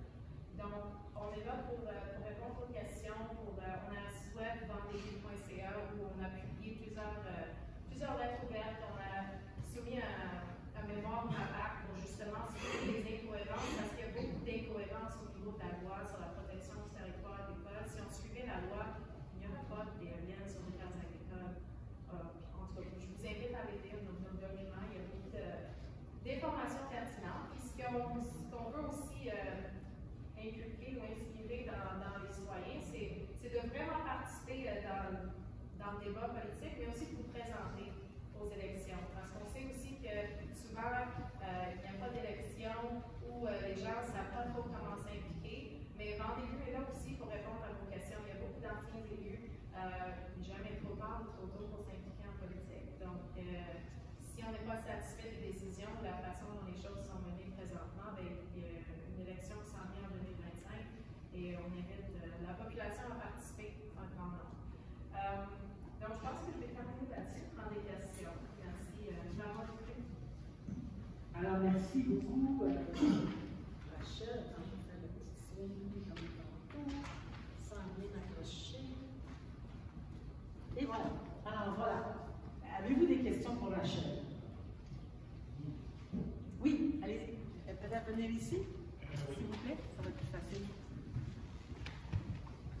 rien. C'est un monsieur studieux, je le vois depuis tantôt. Je prends des notes. C'est super. Ouais. J'ai des questions, j'ai des commentaires. Je vais prendre les questions. Oui. Le rapport 267, vous avez parlé. Oui. Pourquoi dans ce cas-là, on parle en ce moment des personnes? En ce moment? Ben, en fait, le BAP, je ne l'ai pas mentionné, mais c'est un bon point. Le BAP, c'est un excellent outil de participation publique, mais ça vient à la fin. Une fois que toutes les décisions sont prises, on va évaluer tout ça. Donc, le BAP, il y aura toujours le BAP pour les projets éoliens, c'est des projets de 10 MW et plus. Donc, avec des éoliennes de 7 MW et plus, on sait que pour tout projet éolien, il y aura un BAP, à moins qu'on change la loi. Mais ça vient à la fin des projets. Donc, ce qui arrive souvent, c'est qu'à la fin du BAP, on va dire, comme dans les RAP, qu'il n'y a aucune acceptabilité sociale, mais que finalement, à cause de toutes les promesses économiques et tous les investissements, que finalement, il faudrait peut-être y aller de l'avant parce que ce serait dommage pour les entreprises qui ont travaillé si fort. Mais c'est ça le seul hic avec le BAP, c'est que ça arrive trop tard dans le processus. Puis souvent, l'idéal, ce serait que ça arrive au début. En fait, il devrait en avoir un au début, puis un à la fin. C'est comme ça que la loi. On réclame aussi un BAP générique. Dans les gaz de schiste, on a essayé d'examiner toute l'industrie, pas un projet donné. Parce que là, le problème, c'est qu'on va avoir dans les prochaines années, dans les prochains mois, 10, 12, 15 BAP. Mais on va répéter vraisemblablement dans tous ces BAP-là les mêmes préoccupations, les mêmes problèmes. Alors, on devrait, ce que le gouvernement aurait dû faire, c'est, OK, on veut se lancer dans l'éolien, très bien. Dans notre comité, il n'y a personne qui est contre l'éolien, mais on veut de l'éolien à bonne place.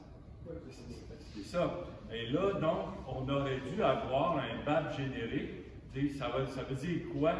Mettre des éoliennes partout sur les terres agricoles. Il aurait pu y avoir des recherches de menées. Puis dans un BAP générique, le gouvernement arrive avec ses experts, les experts de la population arrivent, il y a un dialogue, il y a un débat. Et là, ça va être chacun dans son coin, on va faire des petits BAP les uns après les autres. Ça regarde. Oui, pour l'eau potable contaminée, moi je travaille longtemps sur le béton. Je pense que c'est une question. Est-ce qu'on pourrait demander d'avoir des inspections des gens qui sont sur le terrain quand il y a du plage de béton et que le VMX à la fin, il ne va pas se déployer dans les fossés? Parce que d'après moi, l'éolien privé à tout le temps. Ça fait, bon, en tout cas, c'est questionnable. Ben, je ne connais pas tout, mais il y a peut-être de quoi là. Oui, ben, en fait, dans le document du PA et d'Hydro-Québec, le cadre de référence, on parle d'avoir justement des gens qui surveillent le chantier.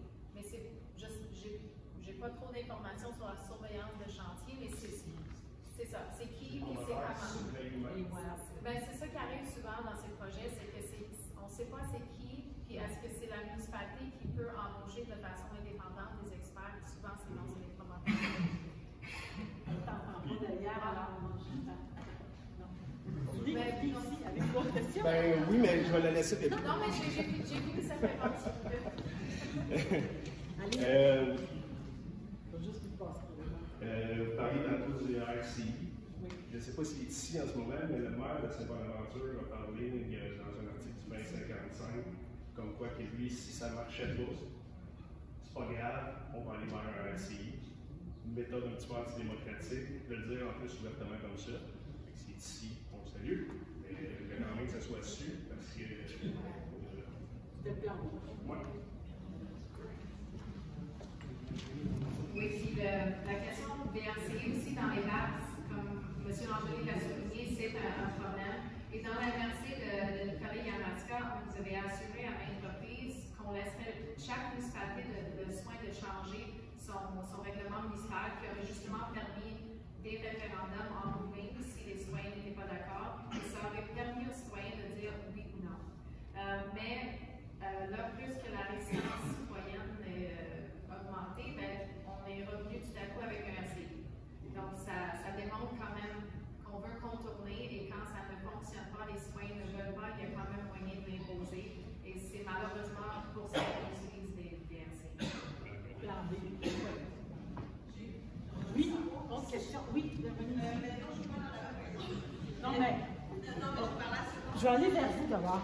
Mais moi, j'aimerais juste savoir, dans le fond, si j'ai bien compris, c'est que chaque municipalité est libre de choisir ou non de faire un référendum si ça passe ou non. Non, non, c'est pas tout à fait comme ça. C'est-à-dire que pour que dans une municipalité, il y a dans le code municipal, dans la loi des cités et villes ou dans la loi sur les compétences municipales, il y a en fait deux moments où une municipalité peut être tenue de faire un référendum, à condition évidemment qu'il y ait ce qu'on appelle le registre, ou qu'il y ait un certain nombre de citoyens demandent l'ouverture d'un registre. Si le nombre de citoyens nécessaire est acquis, c'est le chiffre 13 plus 10 du nombre de personnes habiles à voter. Si c'est atteint, la municipalité n'a pas le choix, elle doit organiser un référendum. Elle a également l'obligation d'organiser un référendum par rapport à un règlement d'emprunt. Alors, dans le code, c'est les deux points.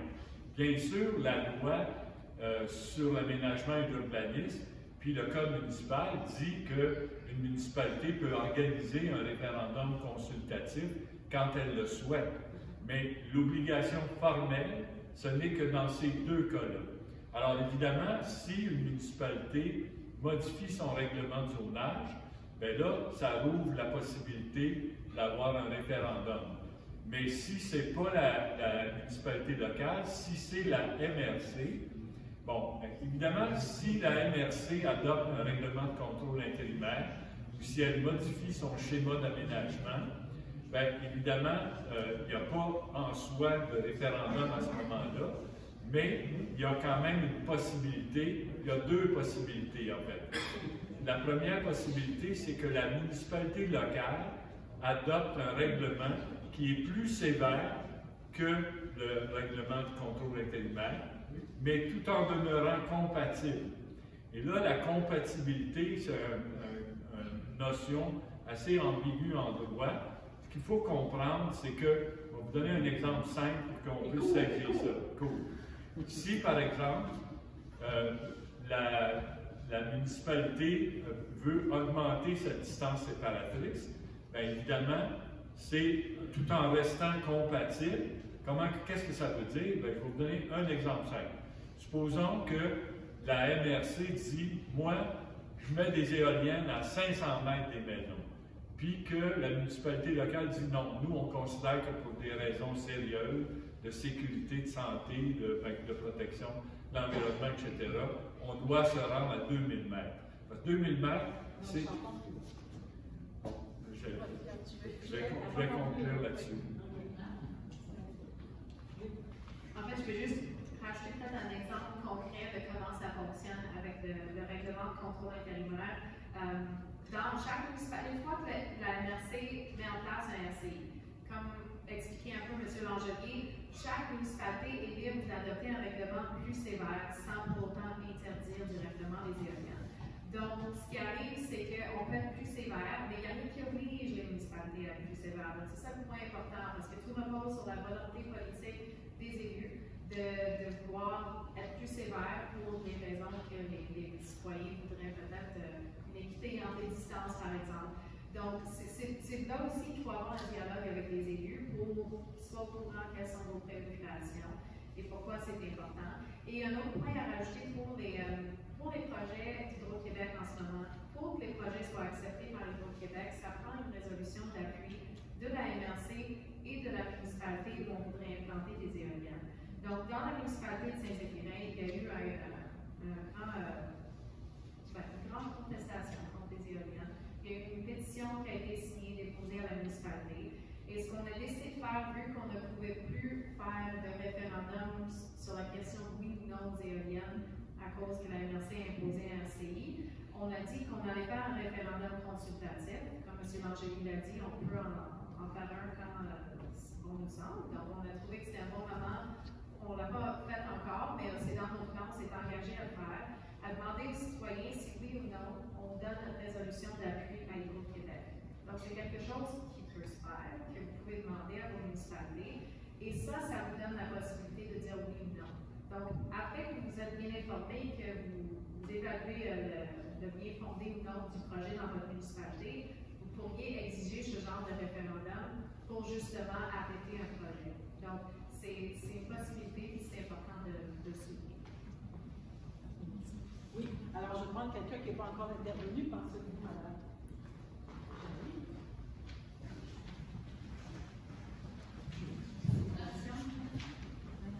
Oui. Moi, depuis que je suis arrivé, j'entends parler, on nous avait dit que les points négatifs étaient des points positifs. Ce point positif, on n'entend pas parler de plein de choses, on entend parler de sciences. C'est bon? Avez-vous d'autres questions? Oui.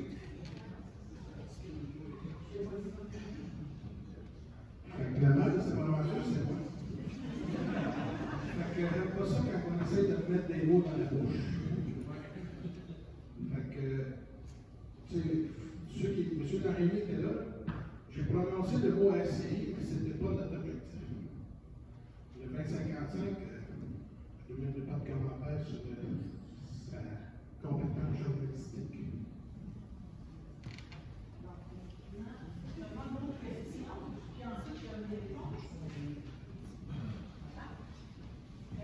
La question est si jamais l'acceptabilité sociale n'est pas et que finalement il y a plusieurs municipalités qui refusent et qu'il n'y a pas 3000 éoliennes possibles d'ici septembre, qu'est-ce qui se passerait? Enfin, je veux dire, ça serait quoi la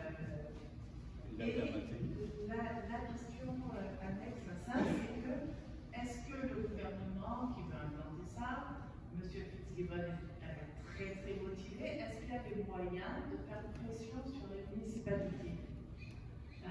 Par exemple, chez nous, on a des difficultés à installer l'aqueduc, les eaux usées. On n'est pas aux normes. Mais donc, est-ce que ça pourrait être un levier pour tendre le bras de la municipalité en disant la tolérance qu'on a vis-à-vis de votre non-conformité jusqu'à présent, si vous n'acceptez pas les éoliennes, on l'aura plus. C'est généralement un petit peu plus élégant que ça, mais disons que c'est évident que parfois on peut faire passer des messages. Mais pour répondre aux points positifs, les points positifs, c'est évidemment les sous, parce qu'effectivement, comme je l'expliquais, le gouvernement a baissé des impôts, mais il a mis les municipalités dans une situation très délicate, et c'est comme une laisse, là. C'est-à-dire, si tu veux du financement, regarde, prends des éoliennes. C'est vraiment, à mon avis, c'est de porter atteinte à l'autonomie des municipalités. Moi, c'est comme ça que je comprends ça. Et c'est une façon de ponctionner, d'aller chercher de l'argent du public pour le transférer au privé. Alors, là, l'immense avantage, le côté positif, qui est d'ailleurs la plupart du temps le seul côté positif qu'on nous sort, c'est les redevances que les municipalités peuvent obtenir par ça, qui leur permet effectivement, éventuellement, de faire des projets en matière d'environnement. Alors oui, il y a cet aspect positif-là, mais je pense qu'il faut toujours regarder la balance. Qu'est-ce que j'obtiens d'un côté et qu'est-ce que je perds de l'autre? Et comme on l'a souligné, le paysage, par exemple, c'est un élément essentiel de l'identité. On s'identifie à notre région, au paysage qu'on y retrouve. Alors, il y a ces éléments-là. Et est-ce qu'il y aurait d'autres options si on ne veut pas les mettre sur les terres agricoles? Bien sûr que oui. Bien sûr que oui. Louis-Gilles Francoeur, l'ancien vice-président du BAP, lui explique qu'on devrait les mettre sur le pourtour des bassins d'Hydro-Québec et même dans les bassins, parce que, vous savez, les éoliennes et les barrages, là, ça marche ensemble. Alors, ça veut dire, lui, il dit, moi, je vais à la pêche, je pense que c'est dans un des grands réservoirs, au lac Gouin, je pense, puis il dit, je suis tout le temps accroché dans les têtes d'épinettes qui sont là depuis 50 ans, qui sont encore là. Fait qu'il dit, Hydro-Québec pourrait baisser le niveau de son bassin, établir des éoliennes de mer qui sont beaucoup plus puissantes que les éoliennes de terre, mais au tarif d'une éolienne de terre, remonter ensuite son niveau d'eau, et quand il vente, tu fermes la valve, tu gardes ton eau, de sorte que quand tu arrives dans un pic de consommation, ben, tu as une marge de manœuvre. Alors, il y aurait et là, en plus, il n'y a pas de ligne à installer, il n'y a pas de sous-contractant à engraisser, c'est tout sur place. Puis, probablement aussi que quand on regarde ça, c'est plus à la Côte-Nord qui vente le plus. Et là, j'ai appelé le préfet que je connais bien, la Mingani. J'ai vu des noms, on n'a pas. Appelle ça la Côte-Sud, c'est là que ça se passe en Gaspésie. Alors, c'est pas en fonction du maximum de potentiel éolien. On est pour les éoliennes, mais pas n'importe où.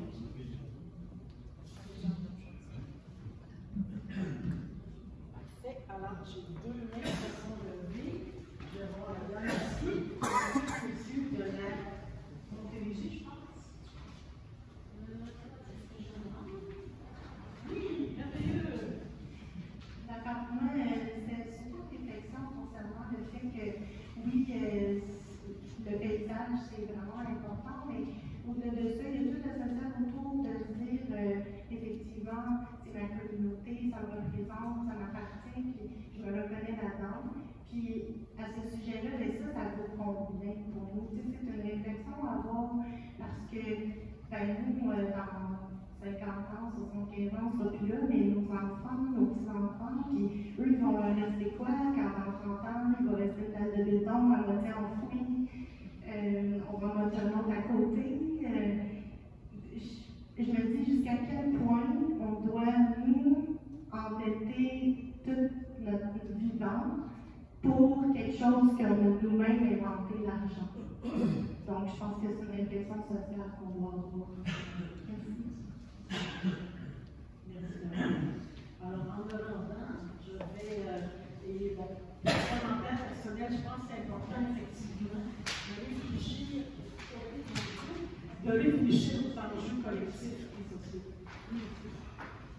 Et je suis surpris, étant moi-même maire, de lien que M.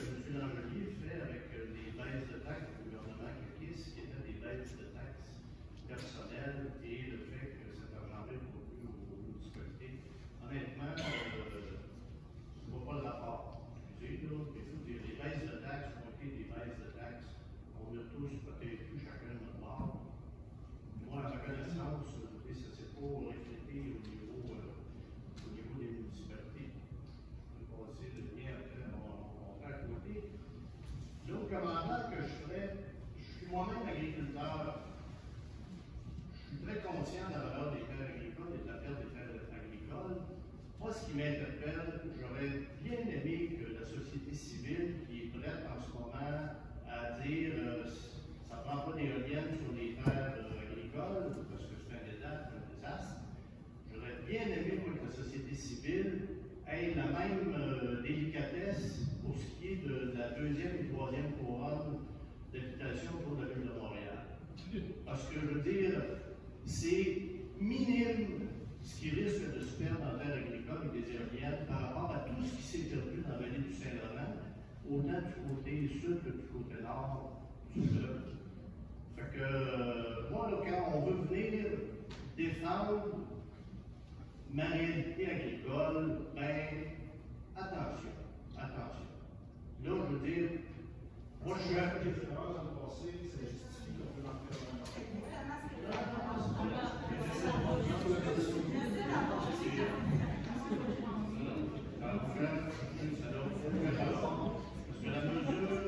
la mesure, l'espèce de transfert que vous faites, c'est la différence est incroyable. Je pense que ça fait le transport.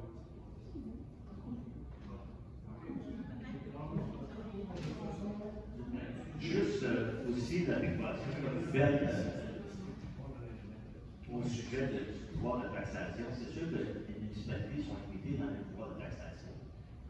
Ils recherchent tout le temps des nouveaux moyens pour être le plus équitable possible. Je pense que c'est le seul but des élus municipaux de faire dans le pacte fiscal. Je n'ai jamais entendu parler dans le pacte fiscal de le gouvernement nous incitait à prendre des ententes avec des compagnies d'éoliennes comme source de revenus. L'autre chose, la part fiscale, il n'y a aucune association qui doit rapporter ça. De faire l'adéquation aussi au niveau des changements climatiques, oui, c'est une réalité. Oui, il y a des demandes qui ont été faites, des centres budgétaires supplémentaires, à même titre que plein d'autres programmes de subvention qu'on a demandé. Le gouvernement a décidé avec des décisions, ça c'est son choix. Mais où j'ai de la difficulté à comprendre, c'est quand on dit qu'on a investi beaucoup d'argent sans nécessairement avoir un retour là-dessus. Il n'y a pas personne, quand vous me dites au niveau du comité, les 4 personnes qui sont données ou 5 personnes au niveau de l'université, c'est eux autres qui font le rapport, puis c'est eux autres qui vont soumettre ça au Conseil des maires, puis le Conseil des maires, lui, va se fermer les yeux, puis va dire bonsoir locaux, on accepte votre recommandation, mais je suis désolé, mais c'est pas de même que ça fonctionne dans les universités d'or. Alors, ça veut dire que quelques commentaires sûrement. En fait, je veux juste toucher un peu sur les terres agricoles et la défense des terres agricoles, mais je pense que c'est comme si les éoliennes ont peut-être sorti plusieurs personnes de leur indifférence et de leur ignorance, parce que moi je suis une de ces personnes-là, je viens d'Ontario, j'arrive au Québec, depuis 2012 je suis au Québec, j'étais pas au courant de tous les enjeux. Et ça, c'est un enjeu qui m'a vraiment sorti de mon indifférence.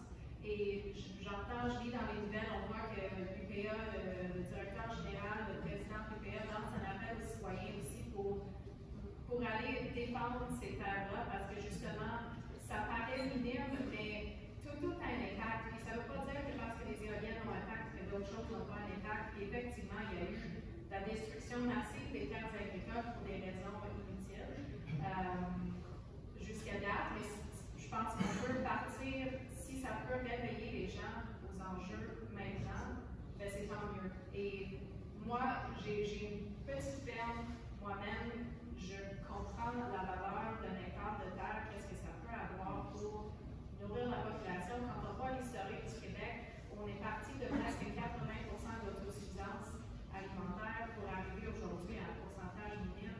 Il y a des réflexions à faire là-dessus, mais il y a tellement de réflexions à faire, mais ça revient peut-être au fait qu'on devrait faire un map générique pour pouvoir réfléchir à tout ça et avoir un vrai débat. Parce que là, ce soir, c'est intéressant, on a des maires présents, on a des citoyens, on a différents points de vue, puis on peut en discuter, mais il n'y a pas ça ça n'existe pas à l'échelle du Québec.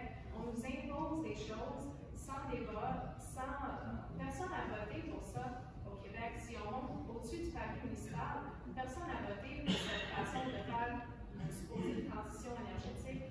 Puis la question qu'il faut se poser aussi, c'est pourquoi et pour qui est-ce qu'on fait tout ça? Et on essaie de nous dire que c'est pour faire une transition énergétique, mais on fait juste augmenter notre production électrique, énergétique.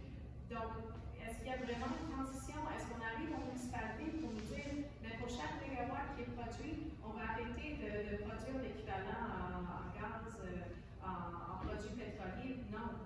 Donc, où est cette transition? Et finalement, on nous impose aussi des projets industriels. Peut-être que si on nous imposait des plus petites éoliennes à échelle communautaire qui nous serviraient pour nous, nos communautés, les gens seraient peut-être fiers de cette éolienne, j'ai aucune idée. Il faudrait aussi leur poser la question.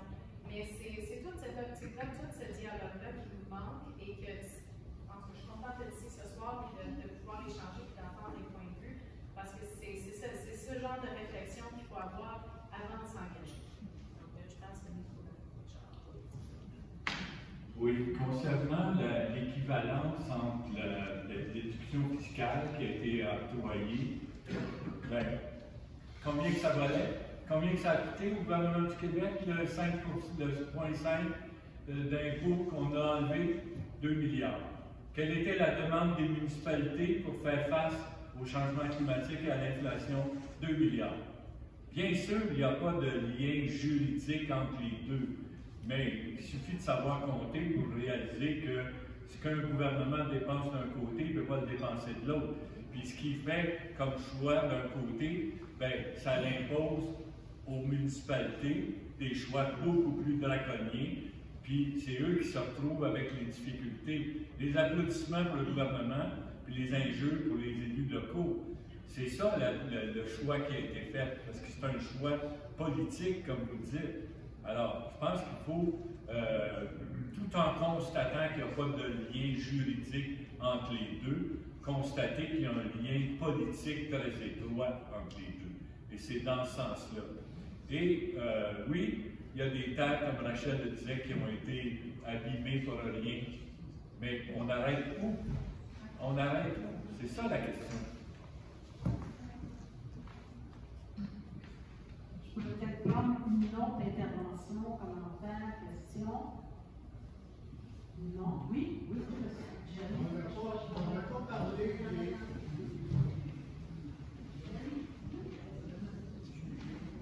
Pour le rapport qu'on a fait allusion à la semaine dernière, on n'a pas parlé aussi des batteries que ça permet pour emmagasiner l'électricité. Puis ça, ces batteries-là, de ce qu'on a vu à la télévision, c'est un conteneur de camion de 45 pieds qui a une batterie pan-éolienne. Il faudrait prendre en considération, puis même, on a parlé, c'était où, c'était à Passe Ontario, on a parlé d'un poste de transformation, de transformer l'électricité. Alors, c'est un espace encore comparable à un champ pour, ça a, je ne sais pas les dimensions, ça peut être plusieurs centaines de pieds carrés là, pour les transformateurs. Il n'y a pas juste les éoliennes qui viennent, il y a des à côté qui sont pas mentionnés par les promoteurs, et puis c'est à fouiller qu'on trouve des réponses. Puis moi, je trouve qu'à Saint-Guillaume, vous êtes chanceux, vous n'avez pas d'éoliennes qui sont en train de se bâtir, vous avez des opinions totalement différentes, puis si vous avez le temps de les échanger pour qu'il y ait un entente moyenne. On ne peut pas satisfaire tout le monde, mais ça peut. Ces soirées-là, ça légalise un peu les différents. C'est mon opinion pour ça.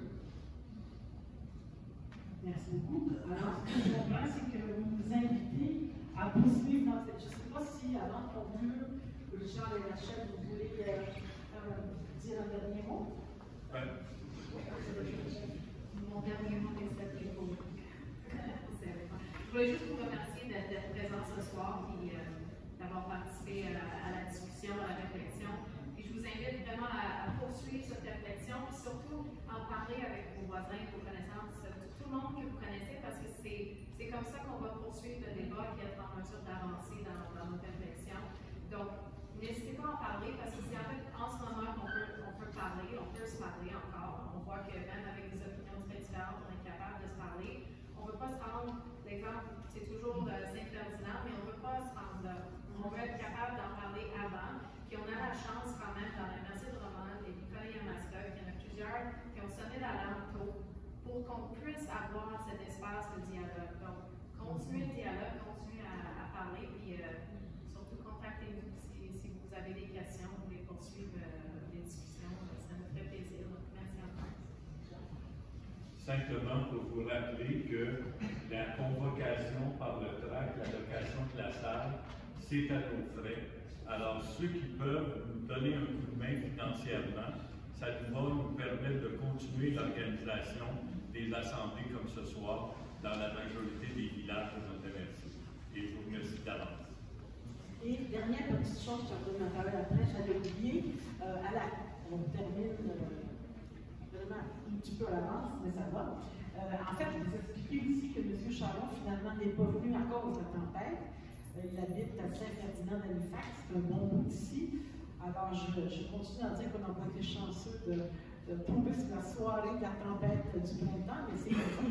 Et aussi, vous demandez, si c'est gentil, si vous pouvez, à la fin, empiler les chaises autour de vous, nous aider à les ramasser. Je redonne la parole à Rachel. Et moi, je voulais aussi qu'on applaudisse André, qui a travaillé d'arrache-pied à tout organiser la soirée. Elle mérite bien ça.